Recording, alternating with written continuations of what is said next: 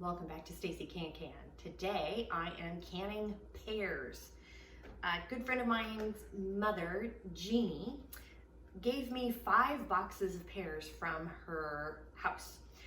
She picked them all herself and now I have to figure out what to do with those 5 boxes. So one of the things we're doing is just canning them like you would buy in the store, but these are way better, trust me on that.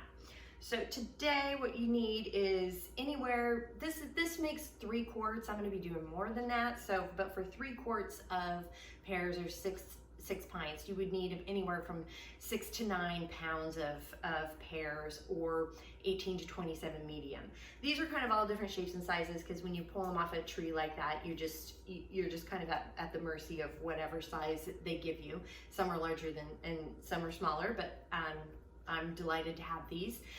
You're also going to need some, let's see, the ball fruit fresh, because as you peel these, you need to put them in a bowl of some sort of an acid, ascorbic acid, or even like some citrus juice. Look up at the formulas for that, just to preserve these so they don't turn brown while you're peeling them all and getting them prepped for canning. And then you're also going to need a syrup. So I'm using a light syrup today, and the light syrup ingredients are to make 6½ cups of the syrup, you're going to need 2 1/4 cups of sugar and 5 1/4 cups of water. So, which is probably what you're going to need for about 3 quarts. I might double this up because clearly I'm making more. I will be instead of 3 quarts, I'm going to be shooting for 7 quarts to fit my canner, and I have a lot of pears. So, the tools you will need, you're going to definitely need some good knives for this. I didn't bring my bubbling tool, I don't have that out there, but we will definitely need to bubble, so you'll need a chopstick. You're going to need your funnel.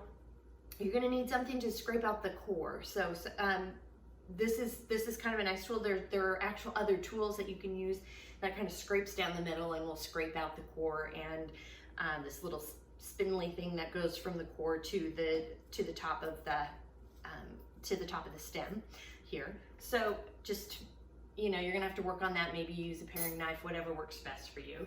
You'll need your funnel. You're gonna need a spoon and a slotted spoon.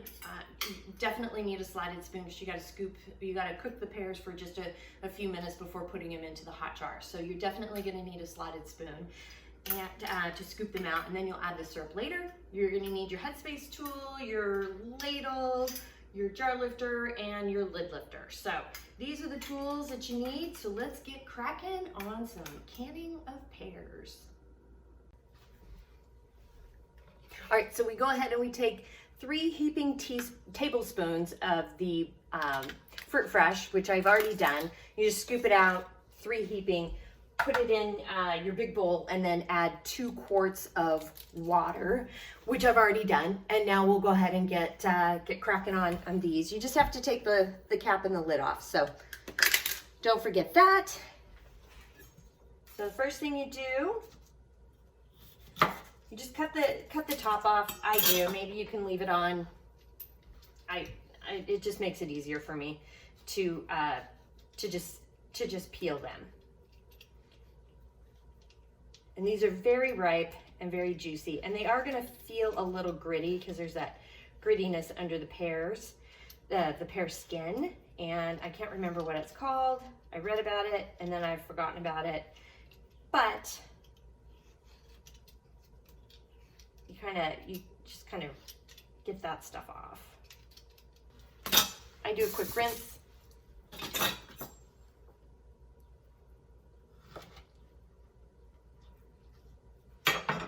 Slice it down the middle.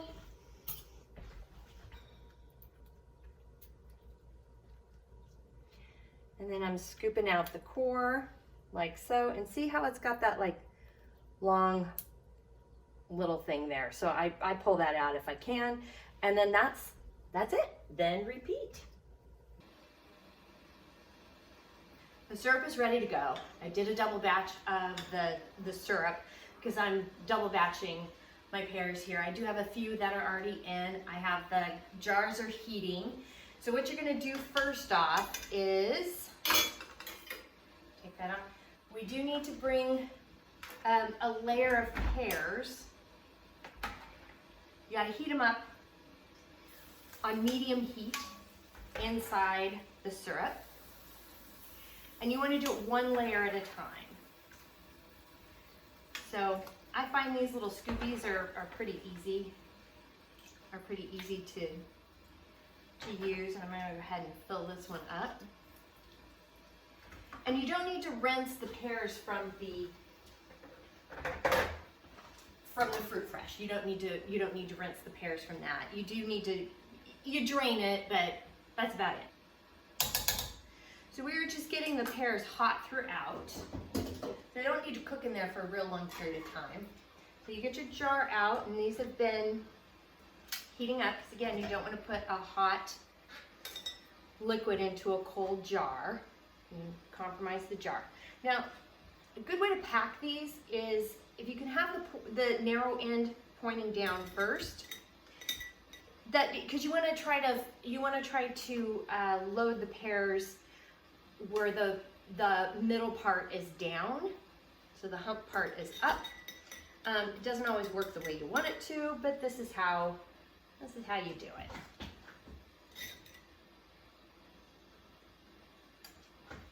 And you're going to want something kind of warm and toasty to keep your hands from burning. And you're going to be dancing around the jar just a snort.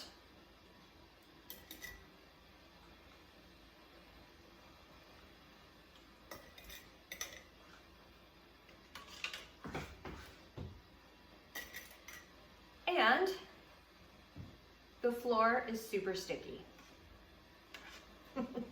Can't get away from that. And go ahead, if you have like some small pieces, go ahead and you can fill it up as much as you possibly can with that. Just because they do kind of shrink as you cook them. Now we're going to get it up to a 1/2 inch of headspace.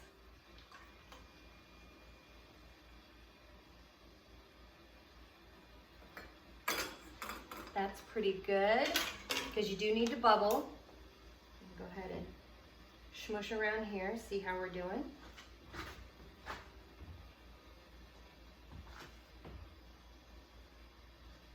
We're looking good, and you definitely do need to bubble. There were quite a few bubbles that popped up here. And retest how much headspace you have, because it often does go down. Make sure to clean the rim as best as you can, because especially with syrups and sweet things, it just gets sticky pretty easily.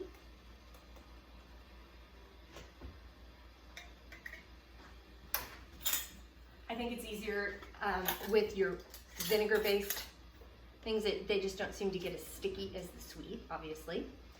Give it a good hand tightening. And into the canner it goes. And repeat.